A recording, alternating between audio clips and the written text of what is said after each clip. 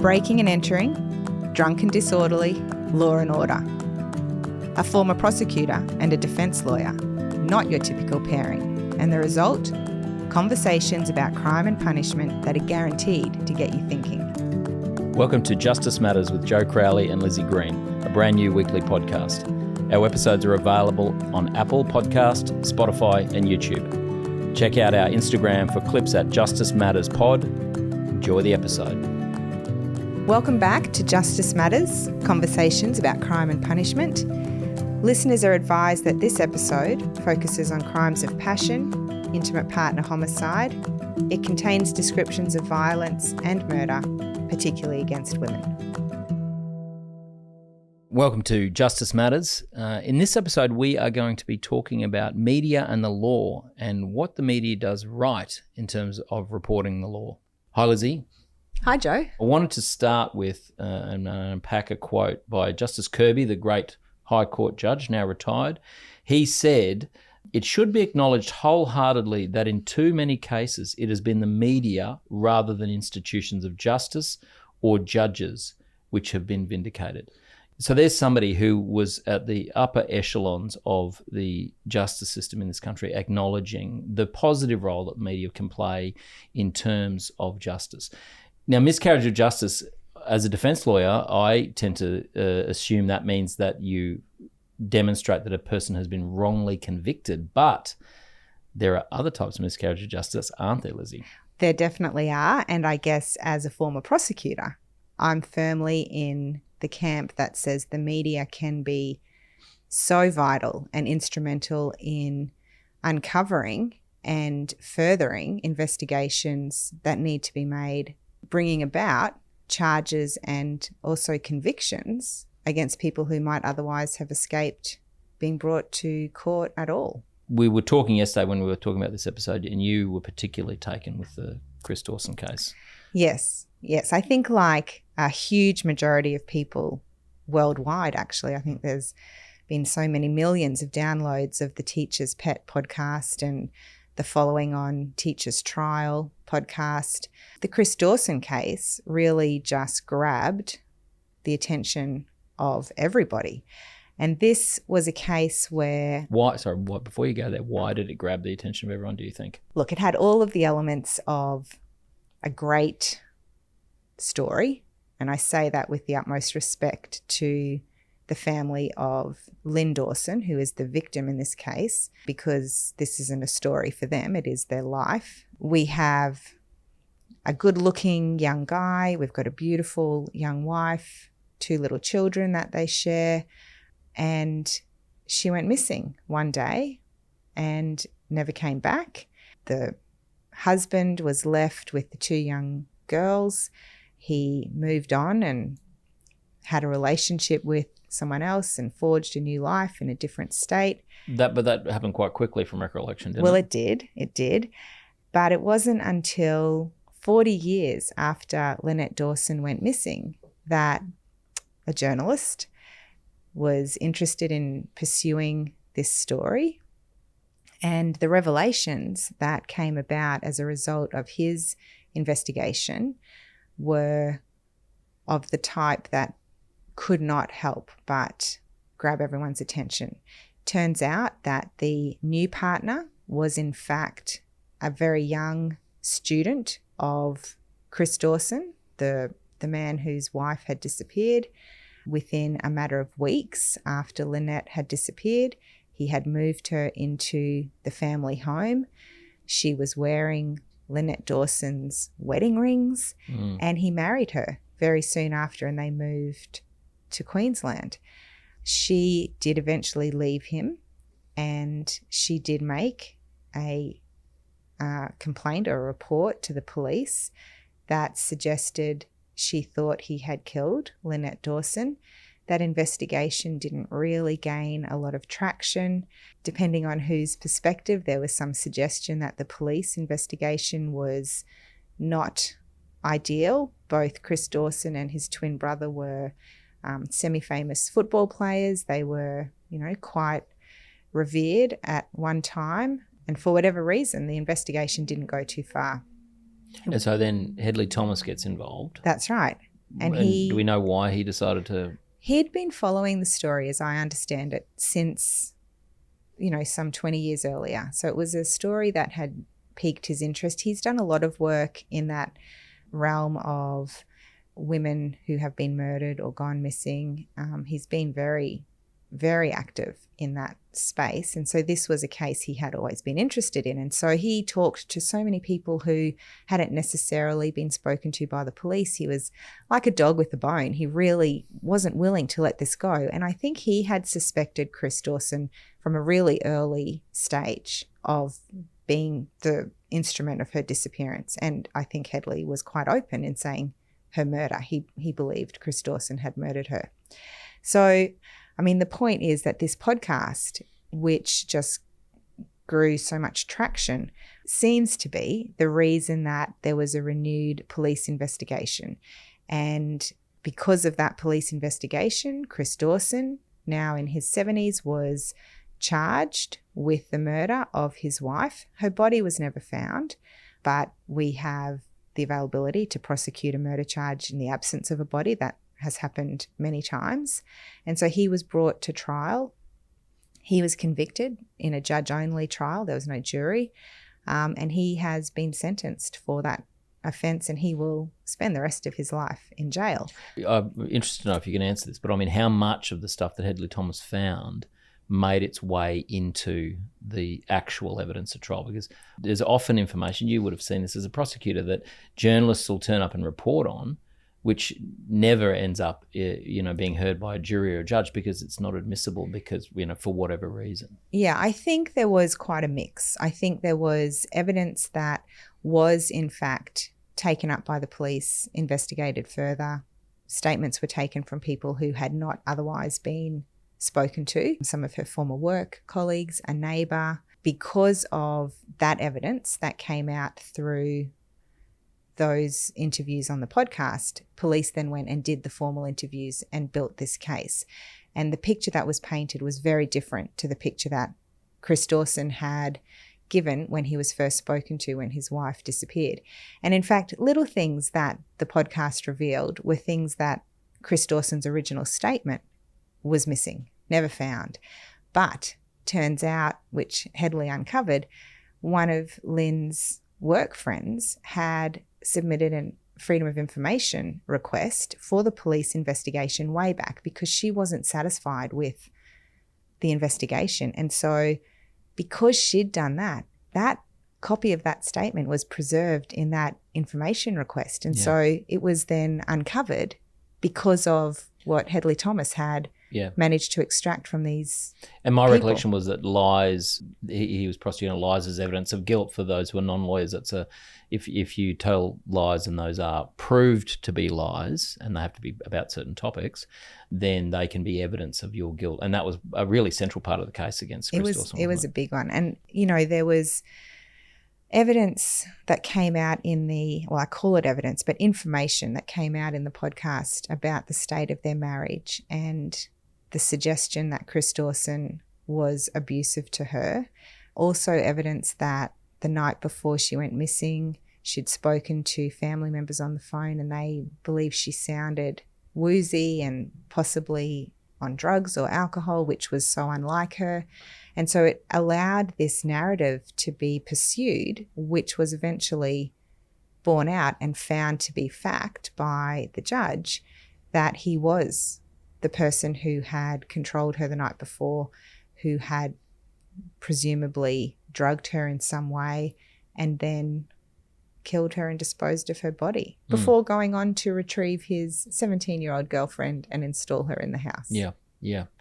So an example there of the media holding police to account to some extent in terms of pursuing an investigation that by the sounds of it they hadn't really put enough time into originally. Yes, I think so. The other ways I think that the media can be positive in terms of making sure that innocent people are found innocent even after conviction, is really important in terms of the reporting on cases, and that the Chamberlain case, I think, is a classic example of that. So to remind everybody, Azaria Chamberlain, who is a 9-week-old baby, she is taken by a dingo when her family are camping at Uluru, then called Ayers Rock. the dingo came into the tent and attacked the baby, and then when the dingo was discovered, it then ran off with baby Azaria, and her body's never been found.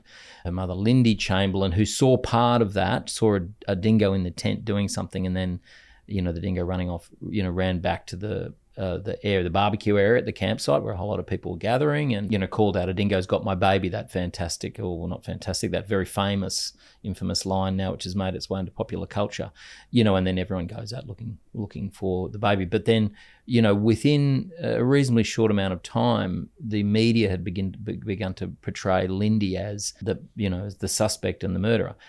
Now I should say, in any killing of a child, the parents would always be looked at as suspects. I mean, similarly in the Chris Dawson case, I don't think it took a rocket scientist to say the suspect might be the husband. I mean, in intimate partner homicides are, one of the most common form of murders. So he was obviously going to be a suspect. No, you want to say something? Well, I mean, you say obviously, but by all accounts, it was a cursory conversation with him. They took his word that she'd decided to leave her 2 small children and go to the Central Coast, and just was never heard from again. She had a really close family. Her mother never heard from her again. She didn't return for funerals of family members. And they pretty much let Chris write his statement, say, she said she was leaving, and that was the end of it. Yeah. Initially, at least. Don't get me wrong, I'm not trying to justify a police investigation. It sounds like they didn't do what they should have done. But, I don't think, it was a great piece of Sherlock Holmes sleuthing on the part of Hedley Thomas to decide that the real murderer was probably Chris Dawson. But I mean, I'd take nothing away from him. He obviously did an enormous amount of work and as you Absolutely. pointed out, uncovered stuff that then, led to the re-prosecution, or the prosecution, because he'd never been prosecuted. Never been prosecuted. Yeah. So in the Chamberlain case, it was just a level of media interest in the case. Again, for reasons, I think, it's an exotic location. It's got wild animals, and this idea of wild animals attacking humans is something that I think people have a ghoulish fascination with. But also, a young mother, Lindy Chamberlain, and this idea that maybe she was this, secretly this, black widow type or something who would go about murdering her children. And they, from recollection, were Seventh-day Adventists, I think. So they were from quite a conservative religious background. And that was then picked up on by the media. I mean, there was books, before she was even prosecuted, there was books written about, these sort of airport novel type trashy books.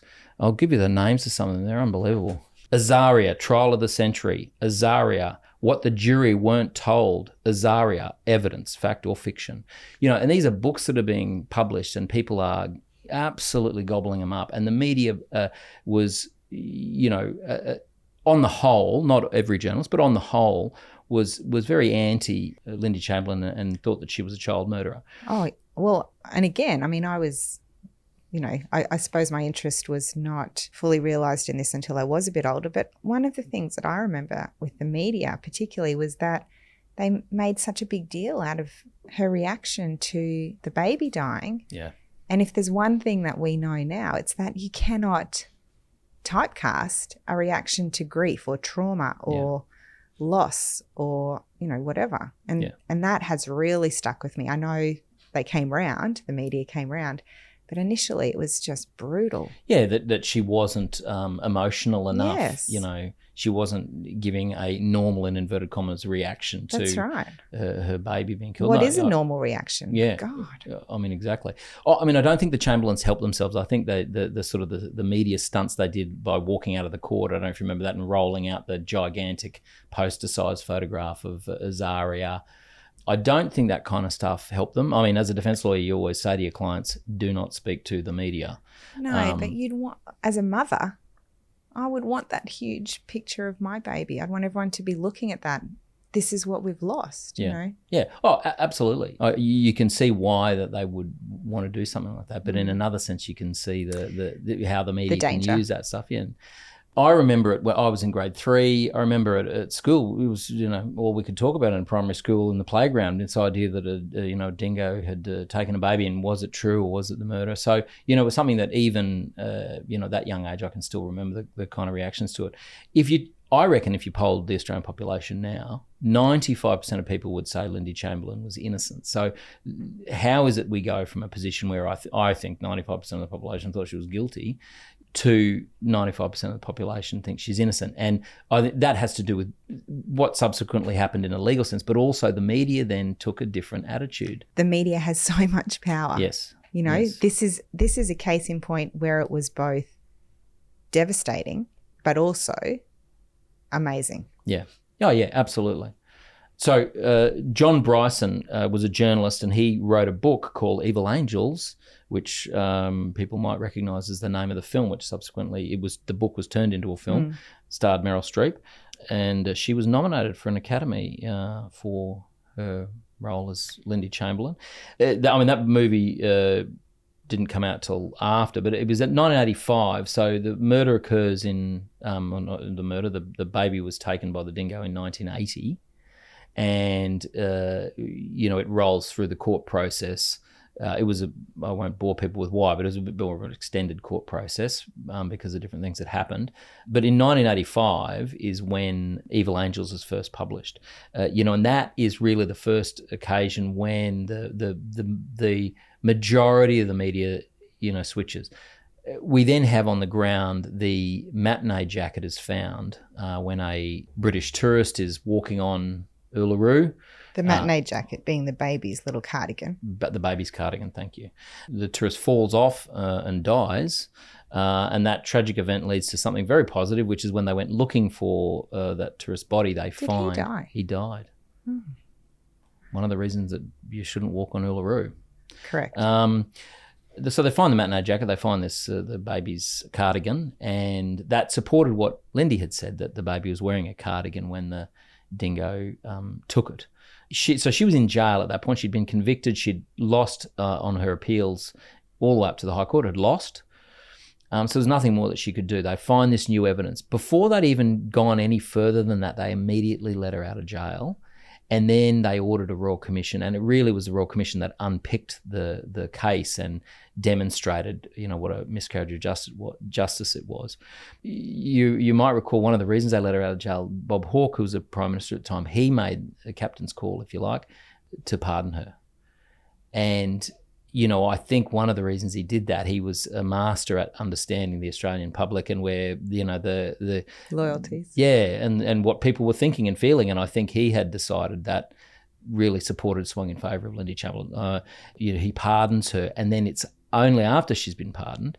So a pardon you just don't have to suffer any further punishment. It doesn't mean you're innocent. They then set about a Royal Commission, which then demonstrates that. So, and I think a lot of that had to do with the influence that the media had in terms of pushing that. I mean, it's taken a very long time for the legal system to catch up with all of that, and for it to finally be legally recorded that Zari was taken by a dingo.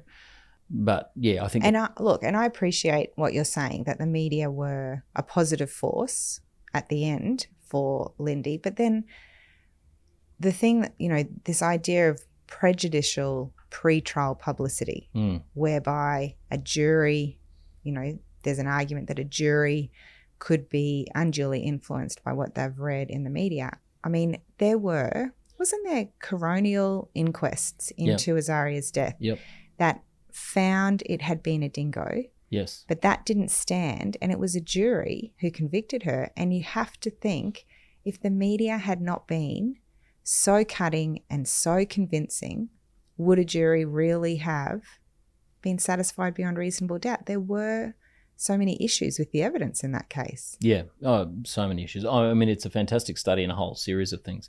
One of the interesting things that I think is the way that the trial was run by the prosecutor.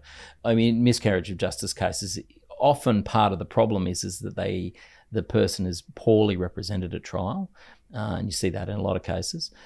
Lindy Chamberlain is not one of those. She had excellent representation at trial and at appeal. and she still lost. So, I think so, because what the prosecutor did is all of the people who were at the barbecue, who were the campers who were there on the night, who Lindy ran up to and said, "A dingo's got my baby," they all believed that a dingo had taken the baby. Yep. And they all believed that Lindy was telling the truth. Now, they have to be called as prosecution witnesses because they're, relevant. They're there. They've got relevant information. So for the prosecutor, how do you do that? You are calling, 10 witnesses who all think that Lindy Chamberlain's innocent and give stories that support what she says. What happened was they all get called in the first few days of the trial. The trial then lurches on for another couple of weeks. And then all of the scientific evidence is called. And it was the scientific evidence that turned out to be very subpar, and that was what was revealed in the Royal Commission. And so the jury then sit there for weeks listening to scientific evidence saying that Lindy's guilty. And I mean, I've seen this happen in juries. Fantastic evidence comes out, and then a period of time goes by before the jury go and deliberate. And so that the force of the evidence, I think, of all those of the people who were at the barbecue who thought Lindy was in it, well, it was lost. Obviously, it was lost. I mean, I think the jury deliberated. I don't think it was an easy verdict for them. But wasn't there also like the woman who was closest to Lindy or had spoken to her the most? Wasn't she not called, or didn't they not take a statement from her? She had to call the police herself.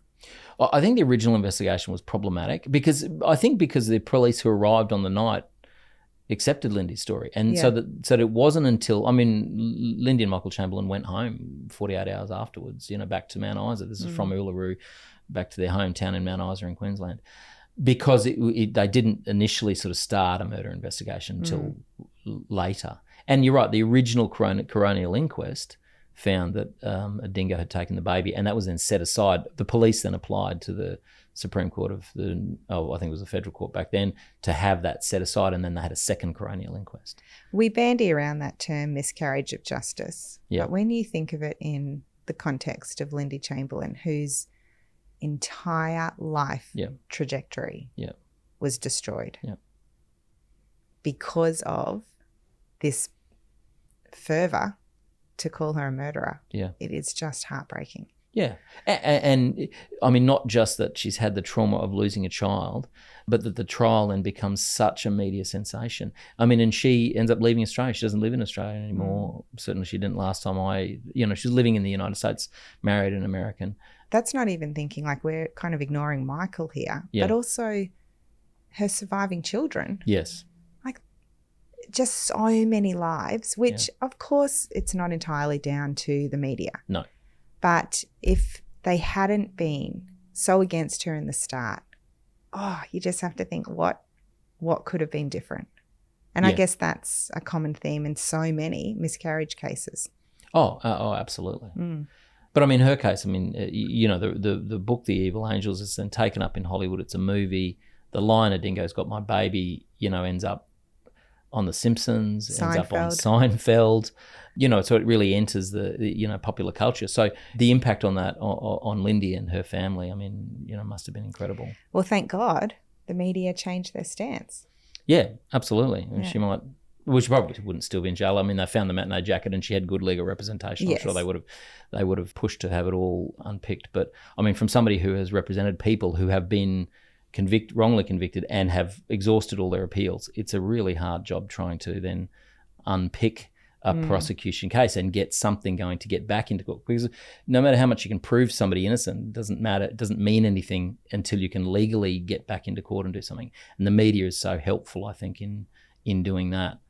I saw that in the Stafford case. Graham Stafford is convicted of murder. He's convicted in 1992. The murder, in inverted commas. Well, sorry. Leanne Holland was definitely murdered. There's no doubt about that. I think it's demonstrable that he was not the killer. And certainly the Court of Appeal in Queensland has quashed that conviction. So that occurs in 1991. Leanne, she's a 12-year-old girl. She's found, her body's found, she's been bashed to death. Obviously a child killing is something that is horrific, and society understandably is revolted by that, and it tends to be something the media reports on a lot, particularly such a brutal murder. And so it was a media sensation at the time. It's the September school holidays. Leanne is last seen on the Monday. She's reported missing on the Tuesday. Police immediately start investigating it as a murder on the Wednesday. Her body's found on the Thursday. Graham Stafford's arrested on the Saturday. And his photograph is in the paper as being the person who has been arrested and put on the news on the Sunday and the Monday. So they'd arrested him before they'd even got the scientific results back from a whole lot of stuff they'd done at the house. And the scientific results for a whole lot of stuff they had found at the house actually demonstrated there was almost no blood in the house. And so they had a huge problem with the case against Graham Stafford at that point. But, it had been reported in the media. There'd been footage of him being, loaded into a police van. So, you can see how there was a real impetus to just keep going with the case. I mean, I'm not saying that's what happened, but certainly if I was a police officer who had, done that arrest and then all of the evidence I was hoping would show that he was the murderer turns out not to show that, it would be pretty brave to then, go out and go, oh, yeah, actually, you got the wrong bloke, letting him go. Brave, the right thing to do. Okay. So, and the media is dead again him, right up after the trial, he's convicted and there's, the headlines about child killer. He goes to jail. He has a terrible time in jail because people think he's a child killer, so he's treated abominably. And it's not till 1996, so he's convicted in 92. He's been in jail 4 years. 1996, Darryl Giles at the Courier Mail starts to take an interest in the case and starts to write about some of the inconsistencies. By that stage, Graham Crowley, no relation, he was a private investigator and he'd been employed to look into the case, and then he'd just taken it on pro bono, and he'd started to find a whole lot of problems with the case. And the media then very positive in terms of Graham Stafford and his potential innocence. It's not until 2007 that a pardon petition goes in that's then referred to the Court of Appeal. And there's a court case in 2009. So for that whole period, Darryl Giles, a guy called Peter McCutcheon at the 7:30 Report, the ABC, and at ABC's Australian Story, all, Caitlin Shea there, the producer there, she's fantastic, they all did positive stories about Graham's innocence and about problems with the case. He applies for parole, so he's never admitted that he was guilty. And he applies for parole and is given parole on his first application. And that is, I mean, as you know, that's not something that happens, particularly not when you don't admit your guilt. And I think it was because of the positive media pressure. Okay. By that stage, a book had been written about the case as well by Graham Crowley and Professor Paul Wilson. And so all the media was very positive. And then his conviction's quashed. A retrial is ordered on, I'll say for completeness, which has never occurred. Unfortunately, I'd be happy to be involved in that. And then there's, a very positive Australian Story comes out, and there's positive media articles that come out. And then there's a show called Murder Uncovered that gets in touch with this. This is years later. So in 2017, I was contacted by Murder Uncovered, this TV show that wanted to do a story on the Stafford case. That wasn't unusual.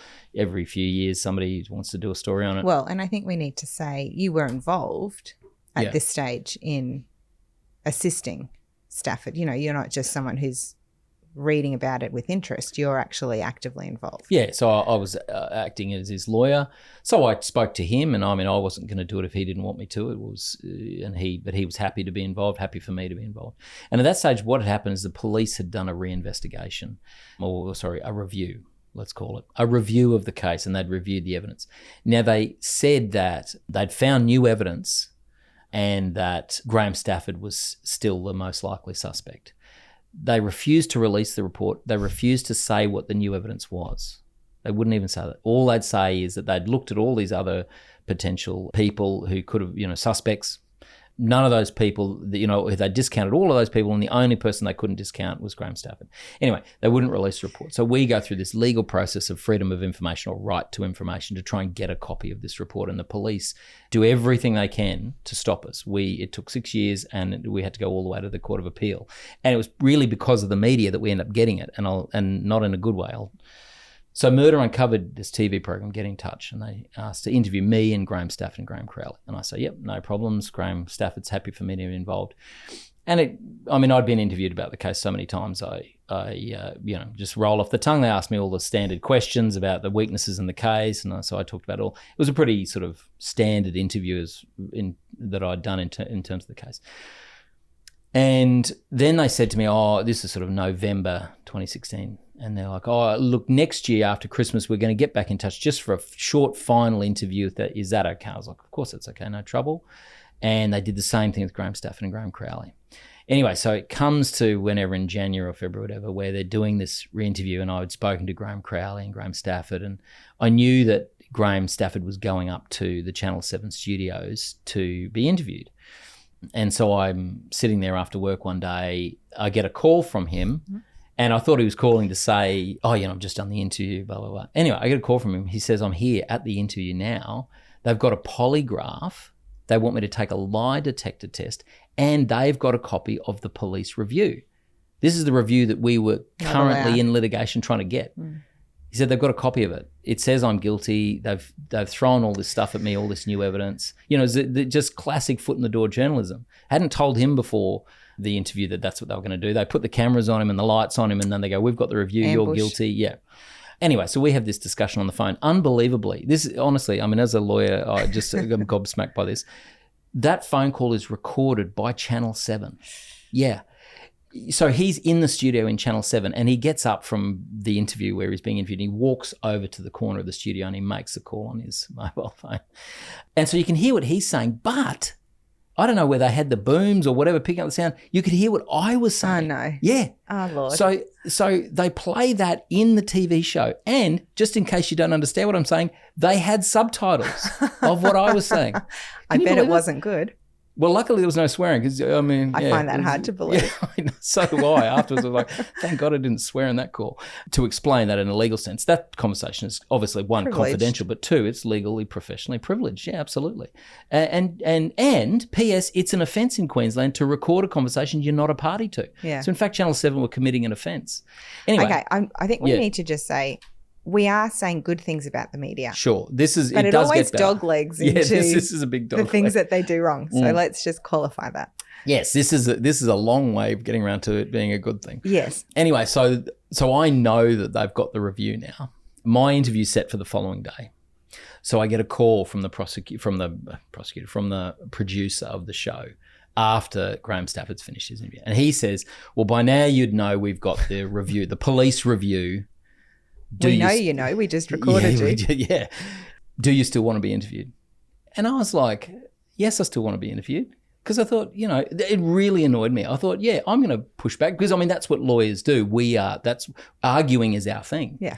That's what we're trained to do. So I thought, you get some person who's not trained in arguing and you ambush him. I thought, I'm damn straight I'm going to be there. Confident. Yeah. Now, I knew it was still going to be partially an ambush because they didn't give me a copy of the review. They gave me the executive summary. Oh. It was a bit of an ambush because they go, here's the executive summary. It is 20 pages. You've got 15 minutes to read it, and then we're going to interview you. Now, again, as you know, Lizzie, from somebody who's appeared in court, being handed a document you have to quickly read and talk about is, again, a finely honed skill. Yeah. Yes. Yes, that's right. So I was like, bring it on. Let's do it. So I got I went through it with my pen as I do, and I underlined things and wrote in the margins. They said they were going to take the document back off me. I wasn't allowed to keep the executive summary. Did you take photos of it? No, I didn't. But I wrote in the margin because I knew they were going to get it. I wrote in the margins things like bullshit. This is crap. Anyway, so then they interview, but the executive summary just gives the conclusions. It just says we found DNA in the bathroom. The DNA says this. Now, because I'd done DNA cases, for example, I knew that there's going to be problems because the DNA was 19 years old. It's really hard to get accurate readings off that kind of stuff. So I knew that, but I couldn't definitively say that because I didn't have the report. I couldn't unpick the...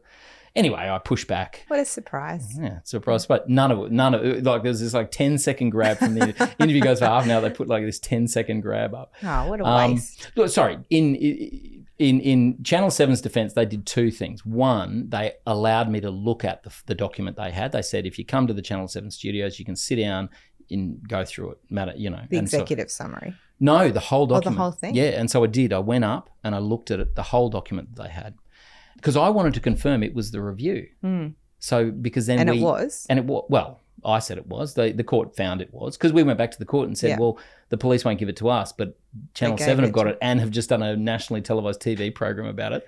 So the court then said, okay, well, you can have it. That was then appealed by the police. We had to go to the Court of Appeal. My. Yeah. Anyway. I am actually very pro-police generally. Well, I want that on the record. the Court of Appeal weren't on that occasion and No. absolutely hosed them out. And so we end up getting the document. So, I mean, it was good to the extent that we got the review document. But, you know, we did have to go through this very negative media experience. And it was amazing how, you know, journalists were just not interested in the case after Murder Uncovered came out. Everyone didn't want to touch it. And it took a few years of Graham Crowley doing a podcast. If we're advertising people's podcasts, let's advertise that one. Who Killed Leanne Holland?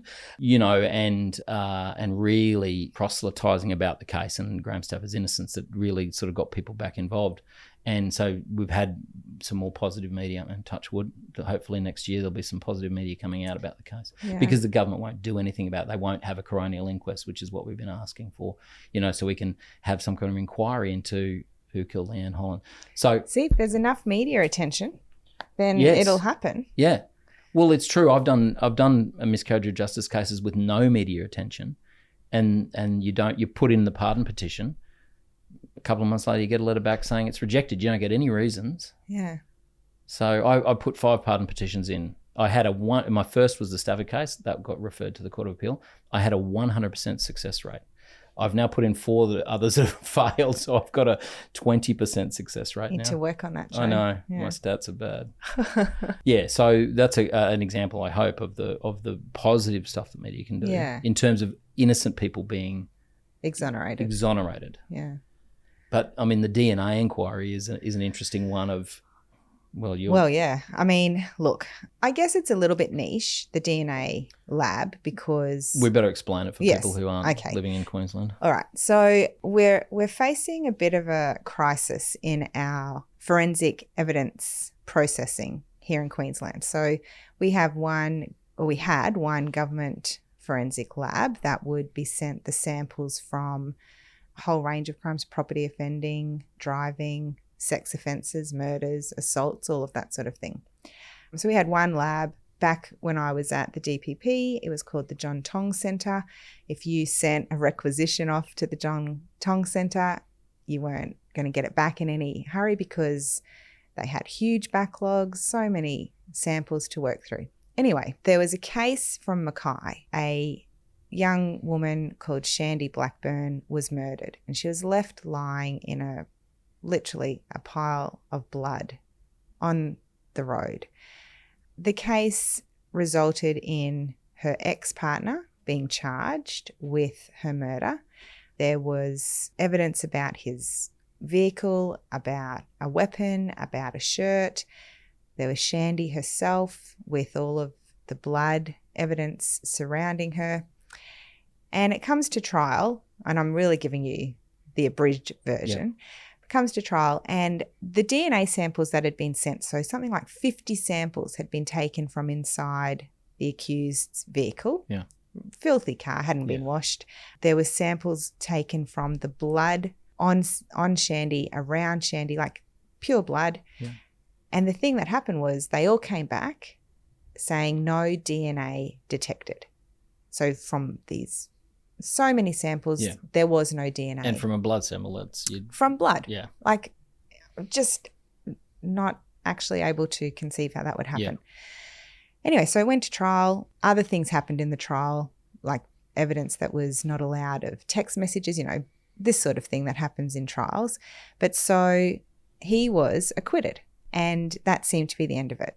But then Hedley Thomas got wind of this case, and he started investigating, and he was reading about the fact that there was no DNA detected. And he was like, well, I don't really get that. So he literally Googled forensic scientist, and this woman's name came up, Kirsty Wright. He contacted her, and she happened to have a bit of time. So she looked it over, and that just blew everything up, because she is incredibly intelligent across all of these processes. She had worked at the government lab in the past.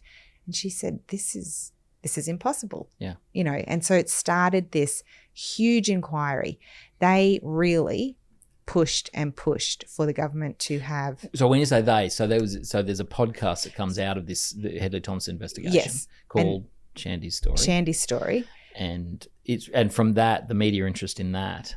And also Hedley Thomas and Kirsty Wright, who has been referred to as a whistleblower now because she shone the light on the flaws that were evident in the processes. But so, I mean, they didn't even start with the DNA lab in their sights. They were just simply looking at this unsolved murder of Shandy Blackburn, and this is where it led them.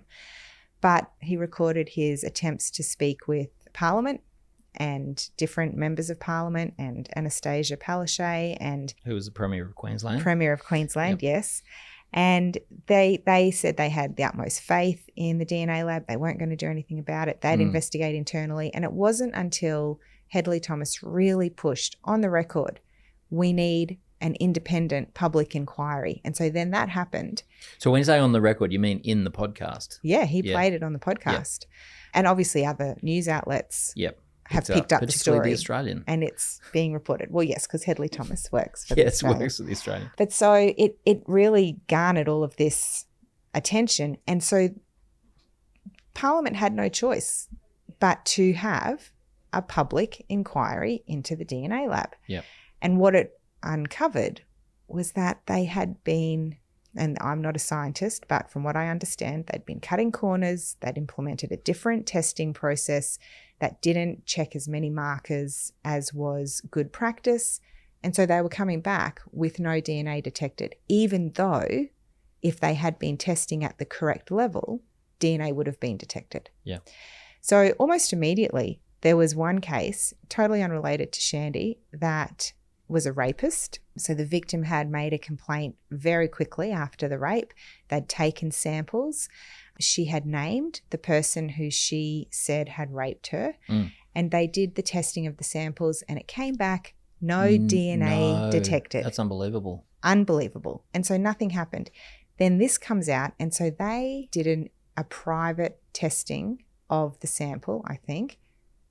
Lo and behold, the person she identified was the person whose DNA was found. And so that was then prosecuted or is going to be prosecuted. Yeah. So it's not just Shandy's story that is the focus here. It is the literally tens of thousands of samples that have been returned with no DNA detected, which means that either people who possibly could have been exonerated through DNA evidence have been convicted, or people who should have been charged have never been charged. Well, let me just say, I'm not sure that the DNA inquiry looked at people they looked at the testing process. I don't think they looked at people who had claimed wrongful conviction. I say that because I put 2 submissions into that inquiry about DNA cases. There is one though, the guy with the hammer.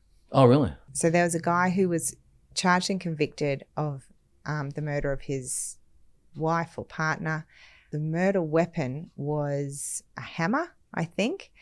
And he had said at the time, you test that, there'll be somebody else's DNA on that because I didn't do this. Yeah. No DNA detected. But in fact there was. Really? The DNA of somebody else on that hammer. And so that would have been the reasonable doubt. Yes. And so I'm pretty sure his case is one of those that will be revisited. Yes. So, I mean, it's actually created the most amount of problems for the Queensland criminal justice system because not only are there all of these tens of thousands of samples that have not been tested properly and the fallout from that, but even if samples come back with DNA, our current double jeopardy laws are not crafted in a way that would allow retrials on matters like rape or sexual assault. So justice still won't be served. Yeah. And that for people who haven't read the section is because it's only designed for, I think it's only murder, isn't it? Murder and the administration of justice offences like perjury. Oh, like perjury. Okay. Obstructing justice or... Yeah. So, I mean, look, it is definitely a watch this space, but the point is, without Hedley's investigation into Shandy's unsolved murder, none of this would have come to light without his pressure and other media outlets' pressure on the government. The inquiry would not have happened. And even still, after the inquiry, Hedley Thomas is still uncovering further misrepresentations about the processes that increase the potential for further, cases to be dealt with fairly, which have not to this date. So I know I have probably signed on as the number one fan of the Hedley Thomas fan group. Jeepers. But his work has been phenomenal in the last few years in advancing matters that would have otherwise just been lost. Yeah, he's certainly batting 1,000. You said something, I think, before we just started recording, that this is the biggest thing to happen in forensic science in the whole world. That's what Kirsty Wright said. Really? Yep. Yeah. Well, tens of thousands of cases, you say, to be potentially revisited. Samples, that's right. And do you know what? I mean, this is neither here nor there, but when the inquiry was announced and they were, the government were thanking all of the people who'd worked so hard and were going to put in all the effort, they did not mention Kirsty Wright, really, who put her reputation, her career, everything on the line for these unknown victims to get justice. And I just think that was, I think that was a travesty. Yes. But anyway, yes, I get very, very emotional about all of this because it makes you think, what else are we missing? Yes. You think what else are we missing in terms of people who haven't been properly, people who've committed crimes and haven't been convicted? And I think what are we missing in terms of people who have been convicted wrongly? Well, and I am on board with that being dealt with as well. But I guess I cannot take away my prosecutor brain. No. And I just think how many victims have not gotten justice? Yeah.